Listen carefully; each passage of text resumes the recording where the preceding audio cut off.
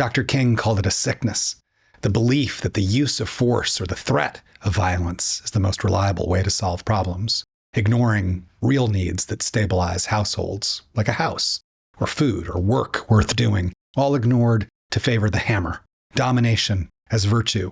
It's called militarism, and it's not a belief that comes naturally. It comes through indoctrination for a very specific purpose, the glorification of soldiers in war, spending every dime of public resources on weapons, fetishizing military equipment and civilian life, all under the premise that the barrel of a gun creates security, which is absurd in its lack of rationality, according to Gandhi, Roosevelt, Chamberlain, Christ, Plato. Keep going, all the way back to ancient Sparta, whose extreme militarism, the repression of the natives that they'd invaded, bred constant domestic violence. It was a society always on the edge, drained of resources, strained to the brink by inequality under a ruling class who used militarism for the only purpose it's ever served, to maintain a system of enslavement and personal enrichment. Aristotle described Sparta as so devoted to war they could not make use of peace. Peer-reviewed medical papers describe militarism as a psychosocial disease, a disorder caused by a broken culture that pretends it's only thanks to the lions with guns that the rights of the sheep are protected, when it's always been sheep with guns in matching boots and hats that commit the worst crimes against humanity. For thousands of years, we've watched states obsessed by wars destroy themselves. So of course, agencies that use military equipment kill civilians at the highest rates. Places that are overrun with guns and few regulations are overwhelmed with shootings. But in such societies, nothing will be done as long as all dissenters are cast as enemies. And that's the greatest con the ruling class ever pulled on humankind since we started gathering in cities. Because how else can the few rule over the many? Only by indoctrinating its followers into this cult of militarism. It's a cult of the divided and conquered. And it survives only by convincing one people that they're the insiders versus the outsiders, the loyalists versus the traitors, the us versus them. Do we remember where the left and the right came from? The French Revolution, the National Assembly, the loyalists to the king sat on the right, and those who wanted a republic sat on the left. But in the beginning, all of those seated were elites, landowners, lawyers, rival factions of the ruling class. Do we think the most practical among them were the ones seated in the center? The peasants, all of us, were outside. And in the end, the French Revolution overthrew them all, because all they really needed was bread.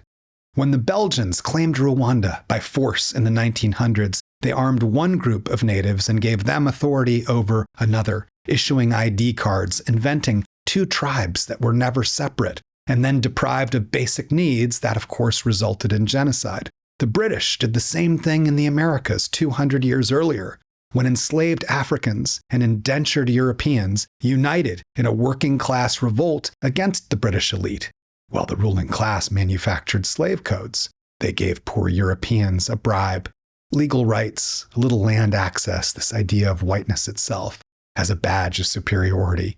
It was a trick. It gave them just enough status to keep them loyal to the very system that was exploiting them. Divide and conquer made permanent, a divide that's never been allowed to heal. This propaganda campaign against DEI is not just a defense of white supremacy alone, it's a defense of divide and conquer, because what would happen if the workforce or the military or any of our institutions was actually a broad coalition of all the people in America or of the world? That would be very dangerous indeed for the Epstein class, rule by the few over the many. Otherwise, how could they possibly extract and hoard all of our common resources to enrich only themselves? Remember when the Americans and the Russians were allies in World War II, and socialists and communists and everything in between were actually helping to create the New Deal policies that built the first majority middle class in the history of the world? You know, that camaraderie culminated with some calling communism 20th century Americanism. Can you imagine that?